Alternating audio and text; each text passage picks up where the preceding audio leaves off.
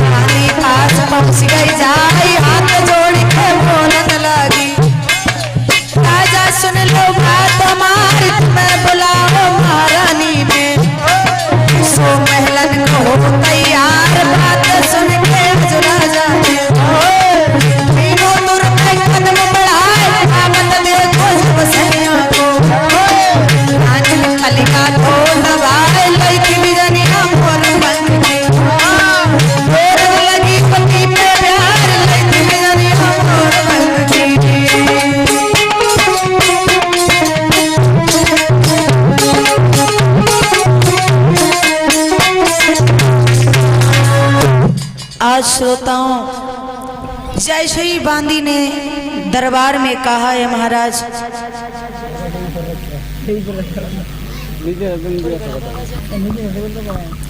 श्रोताओं आज उसी समय बांदी ने कहा महाराज आपको महारानी साहिबा ने महलों में बुलाया है, आप हमारे साथ चलिए। महाराज कहने लगे ठीक है दासी, हमारी रानी ने मुझे बुलाया है, चलो हम चलते हैं तुम्हारे साथ। आगे आगे बांदी, पीछे पीछे महाराज उत्तान पात। इधर जब महलों में आए, महारानी ने देखा सुंदर सा आसन डाल दिया है, अपने पति को बैठा लिया, धीरे धीरे पैर दबाने लगी, एक हाथ से मोर पंख लेकर के प्यार करने लगी और उसी समय पैर दबाते दबाते आंसू आ गए, आंखों में जब आंसू आ गए और उसी समय महाराज कहने लगे रानी, ए सुनीति क्या बात है, आज तुम्हारे आंखों में आंसू, ये मैं क्या देख रहा हूँ? अरे तुमसे किसी ने क्या कोई अपशब्द कहे हैं या किसी ने गाली दी है? बताओ क्या बात है, आज तुम क्यों रो रही हो? कहा है आज सुनीति ने पैर पकड़ करके, महाराज सबसे बड़ा दुख तो ये है कि मैं बांझ हूं और जब मैं गली से गुजरती हूँ ना तो स्त्रियां मुझे देख करके नाना प्रकार की बातें करती हैं। महाराज सबसे बड़ा दुख तो यही है कि जो हमारे गर्भ से संतान ने जन्म नहीं लिया, आंखों में आंसू आ गए और दुखिया अपने पति से बोली, महाराज कि इतने दिन तक संतान न भई और दुनिया भर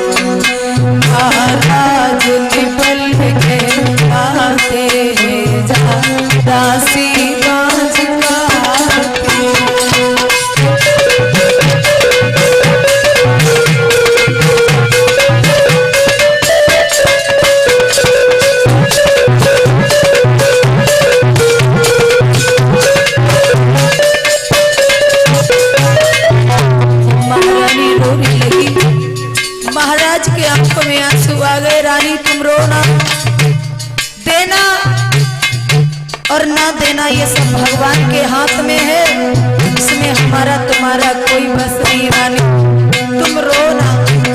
और बोले महाराज, निर्बल हूँ तुम बाज हुई, ये केवल मन का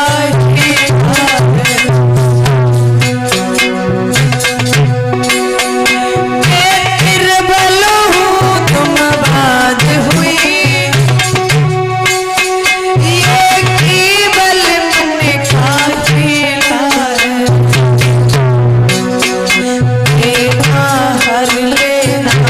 चुप रहना लीला धारी लीला।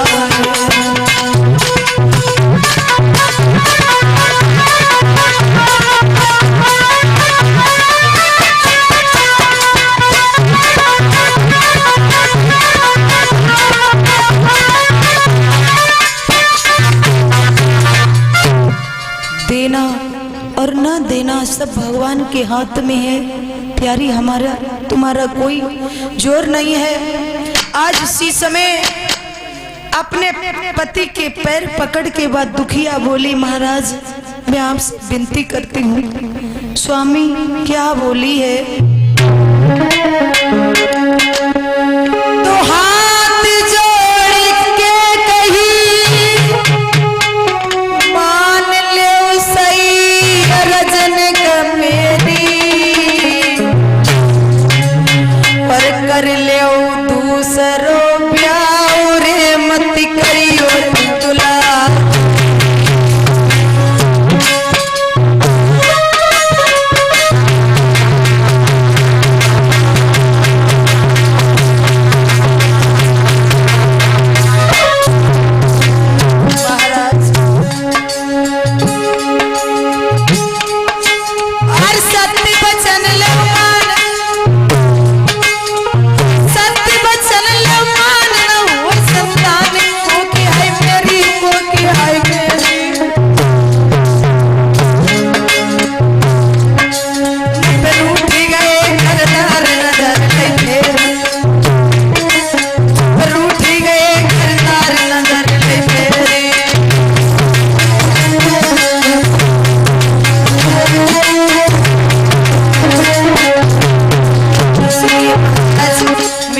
चरणों पर पड़ती हूँ नाथ, मेरी विनती है आपसे क्या?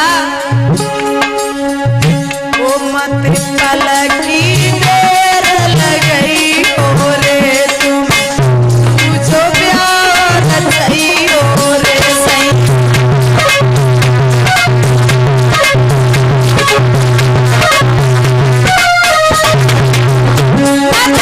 पलकी देर लगई हो रे सही,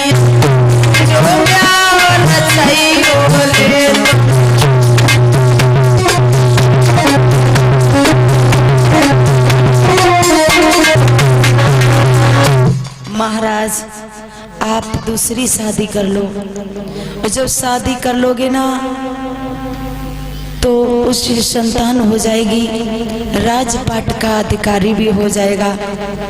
जैसे दूसरी शादी का नाम लिया, दांती पीस करके उत्तान पात करने लगे। तुम्हारा दिमाग तो नहीं खराब हो गया? अगर मैंने दूसरी शादी कर ली तो तेरी बर्बादी हो जाएगी, बर्बादी हो जाएगी। हाँ क्या करे महाराज? देखो रानी तुम नहीं कहिए। जानती हो? हाँ। जो सौत आएगी ना, हाँ, तुम्हें घर से निकाल देगी। महाराज बोलिए रानी। चाहे मेरा कुछ भी हो जाए ठीक है, लेकिन अपनी दूसरी शादी जरूर करो महाराज। देखो महारानी, हाँ अभी भी समय है। अब मैं बिल्कुल नहीं मानूंगी महाराज, मैंने जिद ठान ली तो ठान ली। तुम पछताओगी। नहीं, एक दिन पछताओगी रानी। बोलो। सुनो मेरी बात।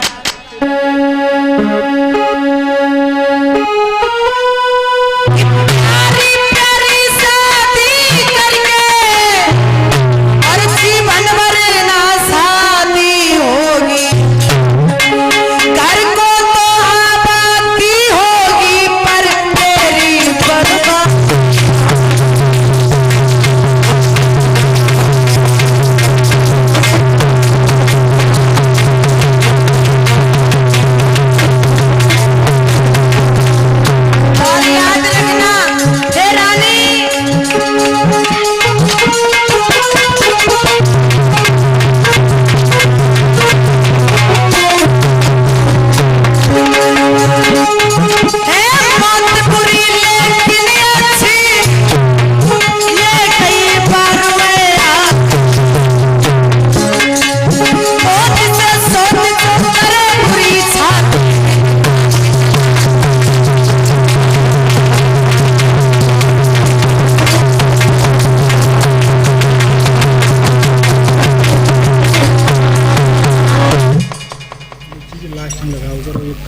श्रोताओं का है याद रखना, महारानी सुनीति, मौत एक ही बार आती है, सौत दिन रात छाती जलाएगी और याद रखना तुम्हें वो घर से निकाल देगी, इसलिए तुम बात मान जाओ।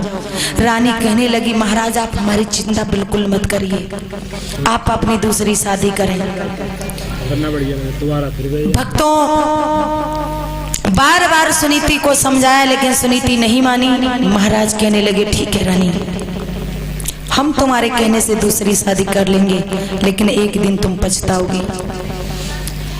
रानी के पास से महाराज उत्तानपाद जब लौट के आए दरबार में, मंत्री को बुलाया, कहा बारात को सजाओ और मैं सुरसी के साथ में शादी करने के लिए चलेंगे। महाराज दूल्हा बन गए, बारात को लेकर के चले।